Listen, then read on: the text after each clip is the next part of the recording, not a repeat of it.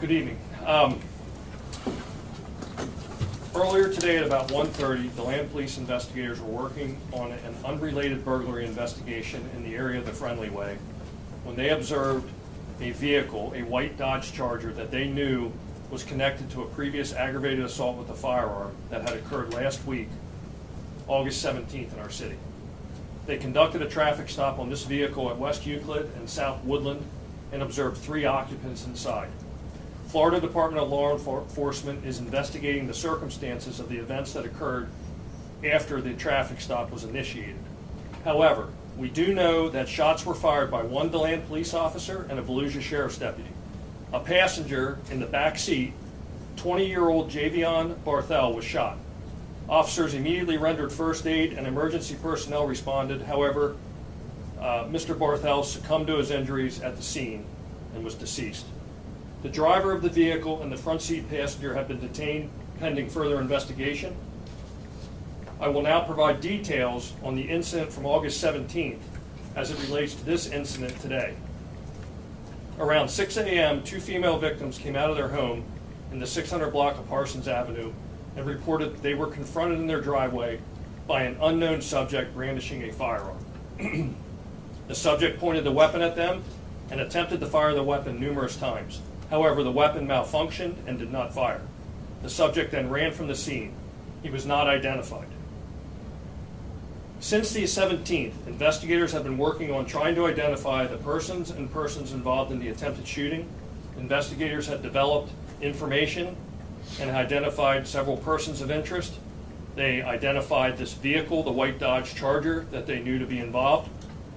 This case is still under investigation to determine who that individual was who brandished the firearm and tried to shoot the 2 women and the second individual who was present that morning as well.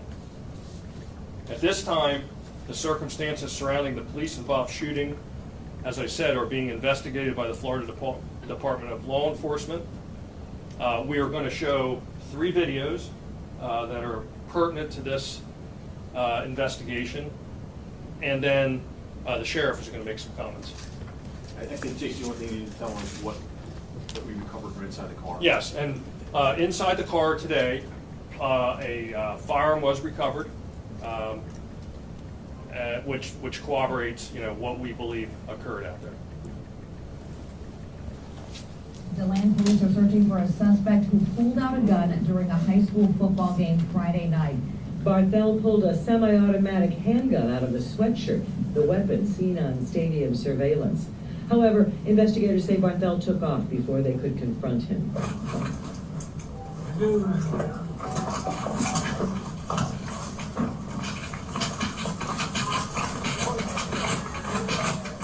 Hands up, hands up, hands up, hands up, hands up, hands up, hands up.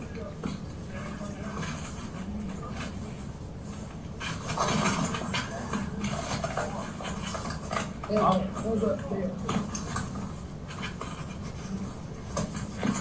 pretty sure I got it. Just up behind that tent as soon as watch yourself. I don't know. Hell, we go somewhere.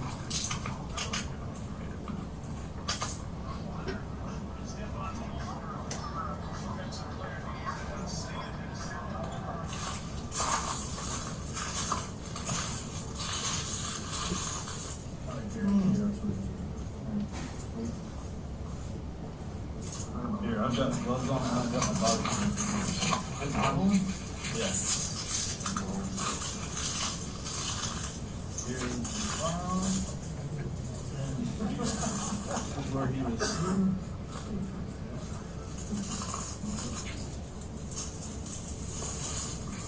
You can tell that it's obviously this place.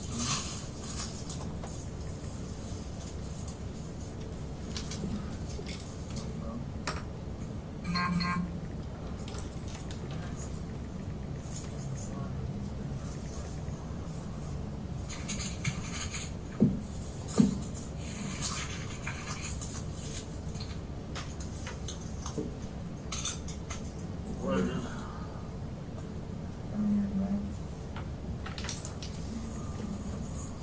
So?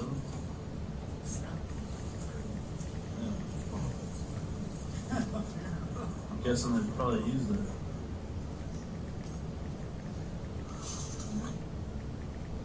This is the video from the morning of the 17th. You gotta listen, you can hear the click, how many times the guy's pulling the trigger and nothing's going, it's not working for him.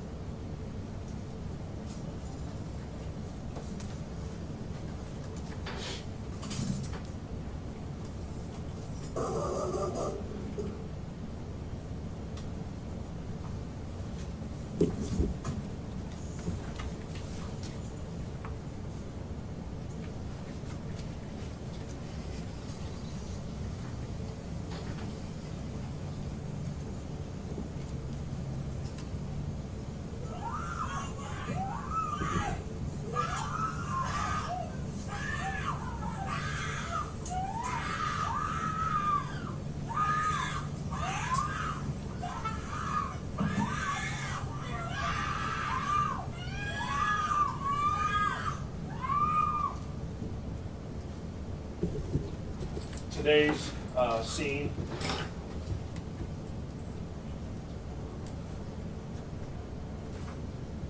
A firearm in the rear of the vehicle. The deceased was sitting in that seat. And what we got is he points the gun at the DeLand officer, and then the officer opened fire. Can you please shut down the lights? Please, thank you.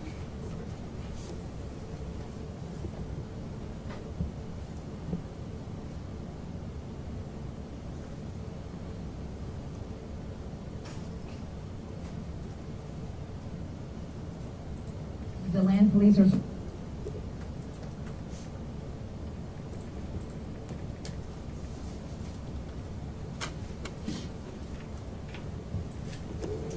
I just wanted to, just to show you, this was the weapon that was recovered 3 months after the incident that occurred. Actually, almost a year to the day is when he was spotted with a firearm at Spec Martin Stadium during a football game, which led to an arrest warrant. And when we arrested him, that was the firearm we recovered. It's red because we printed the firearm.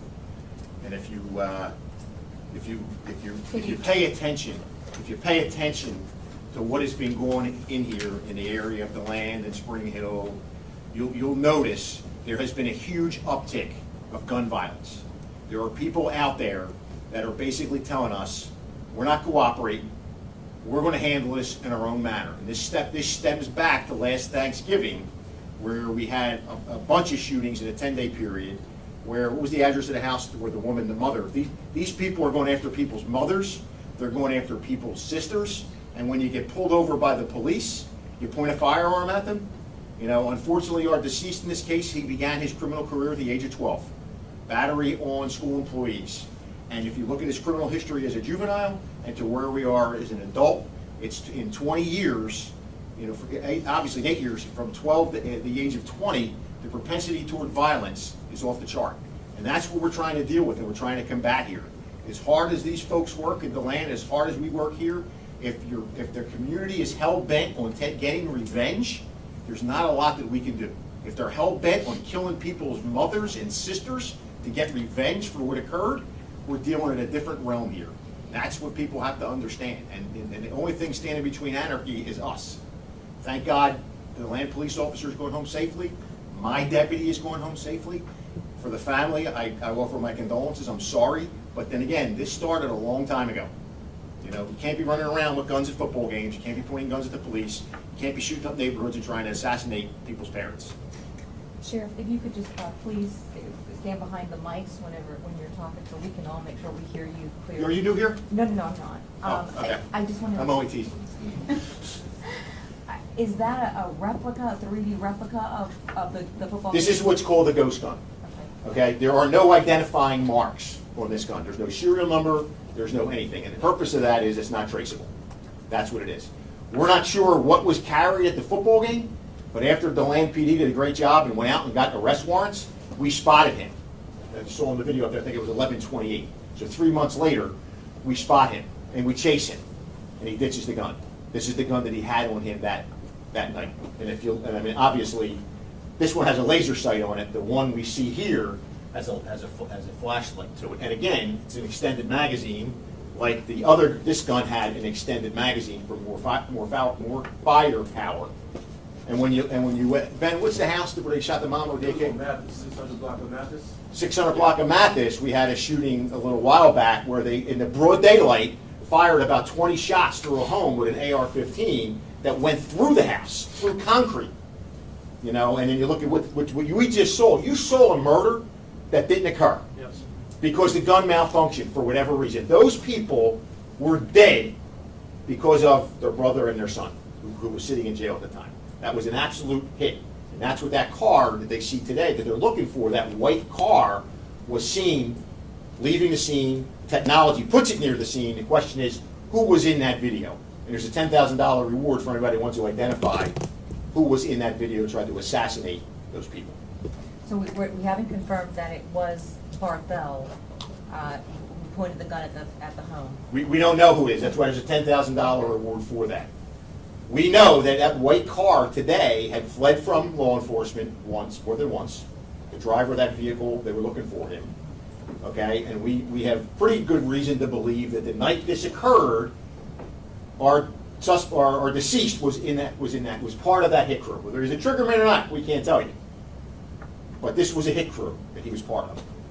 And today, when he was stopped, obviously, he made the fatal move, pointed a handgun at law enforcement. Sure. This one also a gun, a ghost gun as well? Great question. We won't know that. FDLE's processing the car, so everything, as you know, was sealed up and taken to be processed.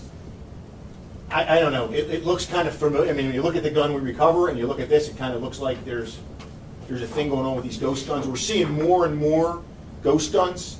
We're seeing more and more people that are printing firearms off of 3D printers that are being used in crime scenes. So this is all new to us. But I think in our combined experience, we're not going to cooperate with you. This is a matter between families now. We're going to settle this out on the streets. Again, our shooting was in broad daylight. It was like 1 o'clock in the afternoon. So just to clarify, today, were officers specifically looking for this vehicle today, and then perhaps out like a license plate reading of it, and that's why they stopped? They were looking for that vehicle. Okay. And it just happened to go past them. Okay. When they were working on an unrelated case. And so that's what initiated the traffic stop? Yes, that's what initiated them trying to stop it. I know you guys have been saying that the suspect pointed the gun at officers. Did he ever fire the gun before you guys shot him? We won't know that Okay. until FDLE examines the gun. All hell was breaking loose. And the amazing thing in this is the way they shift gears. Yeah. You know, there is a shooting, and in a matter of seconds, officers are coming up, Right. pulling him out of the car, cutting his clothes off, doing first aid, doing CPR, and it's just, it boggles your mind to see how quickly people were transitioning from a life and death situation to trying to save that person that they shot. And you can. You said one shot was fired by DeLand police, one by Volusia County deputy. Can you help us visualize where they were in terms of the car and the victim? No, we can't. That's part of Florida Department of Law Enforcement's investigation. You know, where those officers were positioned when that all transpired. How many shots were fired? Yeah, how many shots were fired. What position they were in, all that stuff gets done by FDLE. They Yeah. recreate the crime scene. Yeah, and they'll release that investigation and that'll be made public. Do you know who owns this car? Is it? It's a rental.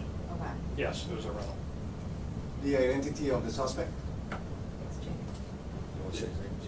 Javion Barthel.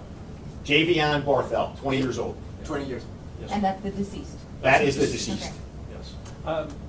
I'm trying to just paint a quick picture of why VSO was also there. Did one of you call for the other agency's help, or I'm just trying to understand like why both agencies? They were broadcast, well, first of all, we overlapped. Okay. We're, you know, one side of the street's DeLand, one side of the street Got it. is us. And they were on the air, and my detective just happened to be in the area on another paperwork assignment. He wasn't even out there to do anything. Heard it, and he said, I'm right up the street from here, I'm gonna go over and back them up.